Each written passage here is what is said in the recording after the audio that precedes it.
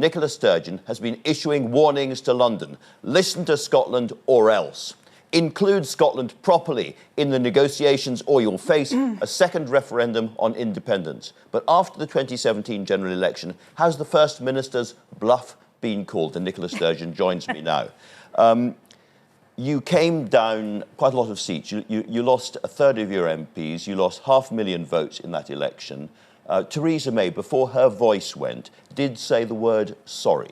Are you going to apologise to your party today? Well, look, I think the BBC probably needs a bit of a reality check. There was an opinion poll published in Scotland yesterday. The SNP is 17 points clear of our nearest rival. We're polling at a higher level a year after the last Scottish election. Well, when I became SNP leader, the SNP had 6 MPs in the House of Commons. We've got 35 MPs today. The 2015 election was an exceptional election, an exceptional result in the immediate aftermath of the independence referendum. But to have started with 6 MPs and to be sitting here now with 35 MPs, I would suggest to you... No apologies, no contrition for what happened. I regret every seat that we lost, and we reflect very, very carefully on that. Of course we do. But the SNP is 17 points clear of our nearest rival.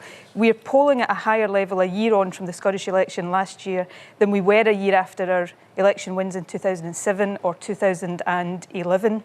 The Tories, who you've just been hearing from, are back in third place in the Scottish polls. So all in all, the SNP is in a very, very strong position. My job now as SNP leader, as First Minister of Scotland, is to make sure that that trust we have amongst the Scottish people is trust that we retain. That's why just a few weeks ago I set out what I think was widely accepted as a very bold and radical programme for government for the next year, setting Scotland up for the challenges that we face over the next decade. Well, we'll come on to all of that, but I think it's not a state secret that you and Theresa May don't have a very easy relationship. That said, when you watched her speech in Manchester, did you have a fellow feeling? I mean, it was a gutsy performance and very, very frightening to lose your voice in that way. Of course, yeah. Look, well, firstly, just in terms of my relationship with Theresa May, I think there's many people who would probably say they don't have the easiest relationship with Theresa May. My view is very clear. We disagree on a lot of things, but we have responsibilities to the people we serve to try to have a working relationship, and I will try very hard to do that. I managed to do that with David Cameron, albeit we had big political differences. On Theresa May's speech, I would defy any politician to have watched her speech and not feel a sense of sympathy and perhaps a sense of, but for the grace of God, there go I. But I don't think it was the speech in itself that is the problem for Theresa May. In different circumstances, what happened in that speech would have been laughed off. The problem for Theresa May is that she is a very weak Prime Minister presiding over a deeply divided party. And if that was just a problem for the Conservative Party, I wouldn't be particularly bothered. But it's a massive problem for the country at the moment and for the livelihoods and living standards of everybody in the country. There is one area where she feels triumphant and vindicated. You'll have seen her and Ruth Davidson holding each other's hands up and saying, we saved the Union in 2017. That's true, isn't it? Well, look, I think as people watch the chaos that's engulfing the UK right now, and as people look ahead and see the damage that is likely to be done by this unfolding disaster that is not just Brexit, but this incompetent, chaotic approach to Brexit being presided over by Theresa May, and Scotland being taken down that path against our will, then the case for Scotland's future being in Scotland's hands and us being more in control of the decisions that shape our destiny, I think that case becomes greater and stronger by the day, and it's a case I and the SNP will continue to make. Let's talk about that. I remember very clearly at the beginning of the year we sat in Bute House and talked about this, and you were absolutely crystal clear that if Scotland is kept out of the single market, there will be a second independence referendum. And then you announced in March that was going to happen, and then the election came, and it was reverse haggis, if I could put it that way. Not even sure what that is. Well, you changed direction. I think you've been out of Scotland too long if you're talking about reverse haggis. It's a Scottish version of reverse ferret. But you changed direction, and you dropped that. What was it about losing all those votes and those MPs that persuaded you not to have a second referendum? Feeling in the general election campaign and in the run-up to that and the immediate aftermath of that was that people feel, and I think this is understandable, that there's so much uncertainty just now that making a firm decision about the timing of another referendum is premature. And that's why what I said after the general election is I won't give any further consideration to the timing until Brexit and the terms of Brexit become clearer, till we've got a clearer line of sight about what all that means for Scotland. It doesn't mean I will stop making the case for Scotland being independent. As I say, with the chaos that engulfs the UK now, and Scotland being taken down a path that we didn't want to go down, I think that case becomes ever stronger.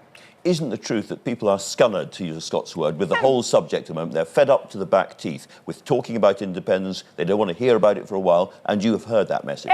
There are many people, I think, in Scotland who desperately want to see Scotland become independent. There are others who are not convinced and who will never be convinced, and there are others who perhaps just think we need a bit of dust to settle on Brexit. There is perhaps an element of people being a bit scunnered with big decisions. We've had not just the independence referendum, but the Brexit vote, 2 general elections in the course of 2 years. So I understand that. Now, my job is to make the case, because I think the damage that is likely to be done to Scotland, to the whole of the UK, to be frank about it, is likely to be monumental. I don't want Scotland to have that imposed on it. I've also got a mandate to give people in Scotland a choice on this issue. But I will listen to what people say in terms of the timing of that. But let me stress this point, that the case for decisions that shape our future being in our own hands, not in the hands of this dysfunctional government in Westminster, is probably stronger than it's ever been. You have always been crystal clear that from your point of view, for the Scottish economy, you need to be inside the single market. Yep. March 2019, that opportunity disappears.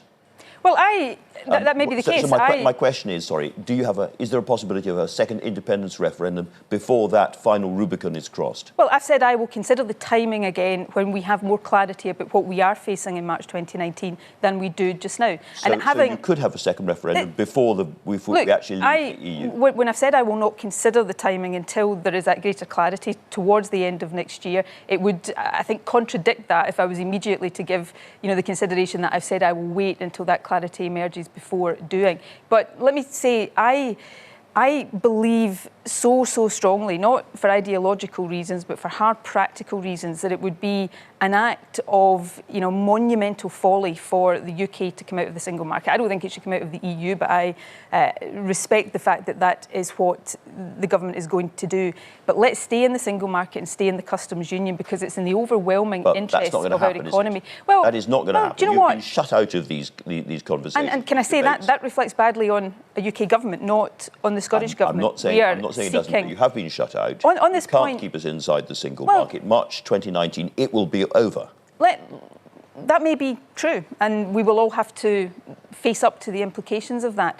But post the general election, my view is that we shouldn't simply accept that these things are off the table anymore. We all know what the arithmetic in the House of Commons is. I listened to Ruth Davidson saying she wishes we could stay in the single market and have the freest possible trade. Her MPs in the House of Commons could use their votes to swing the balance. And if they don't do that, then I think Ruth Davidson will have some very tough questions to answer. So the arithmetic of the House of Commons, I think the mood across not just Scotland, but the UK is such that we should continue to argue for common sense here and not just accept that these battles can't be won. I don't accept that.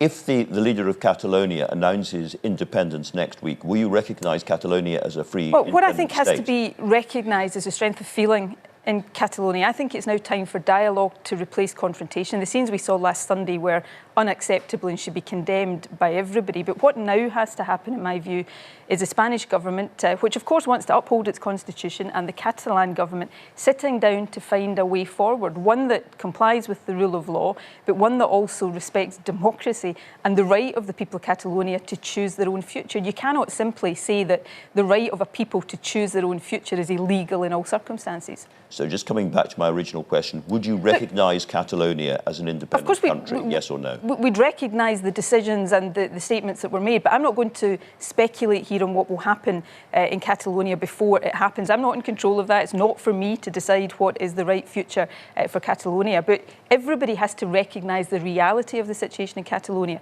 But the question here is, how is it resolved? My view is it shouldn't be resolved by both sides going further to extreme positions. It should be resolved by both sides coming together to try to find a way forward in this that respects all of these principles, the rule of law, democracy and the right to choose. Was it a legitimate referendum, do you think? Look, it was a referendum that lots of people voted in. Lots didn't, but lots of people voted in.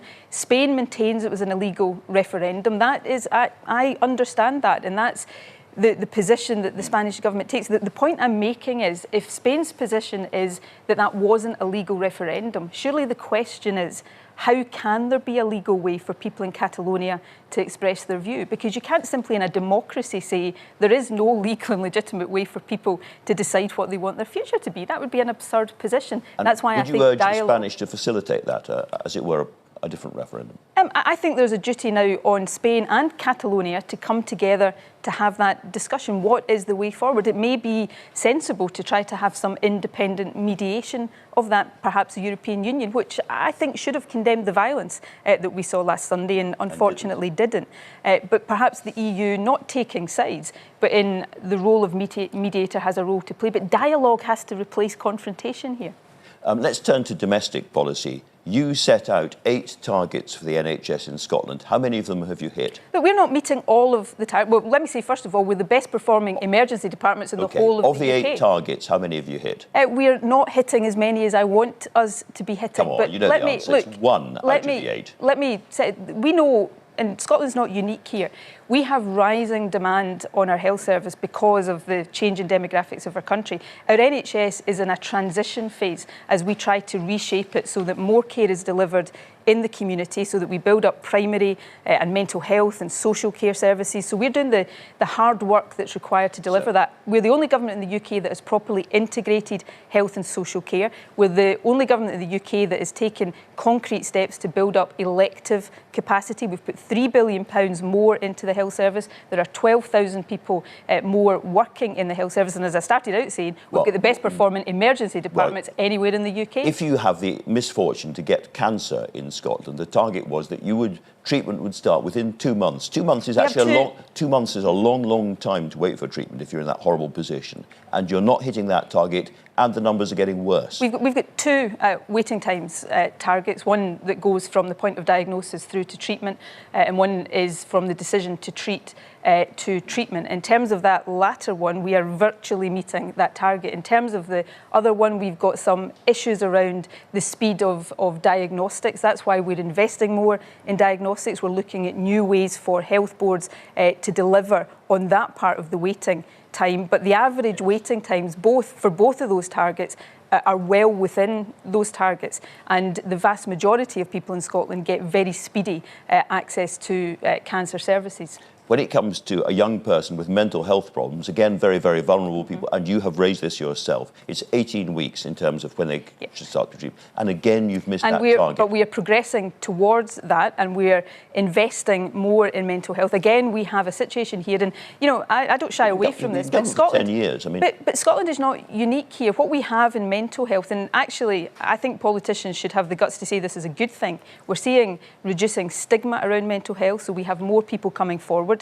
And we're building up, so we've vastly increased budgets in mental health. We've got more specialists working in our mental health services, and we are seeing progress towards delivering these targets in a way that we didn't see before. So I don't shy away from any of this. Then there's the overall target, if I may, which is everybody to be seen in hospital within 20 weeks. And again, you've missed That's not the target, 12 weeks, I beg your pardon. And again, you've missed that target too. But for the vast overwhelming majority of people, that target is met. Now, 20% it's not met. 20%, that's a lot of people. When I was health secretary at first, when the SNP first came to power, the targets were much longer and fewer people were being seen within them than is the case today. We've reduced the targets, so we've made the pressure on ourselves and the system all the harder to meet. And we're actually doing better in terms of meeting those targets than previous governments were doing, meeting longer waiting times targets. Now, there is a challenge in health services across the globe from the changing demographics. I would put to you, and I would put to you very firmly. They need more money, don't they, in the end?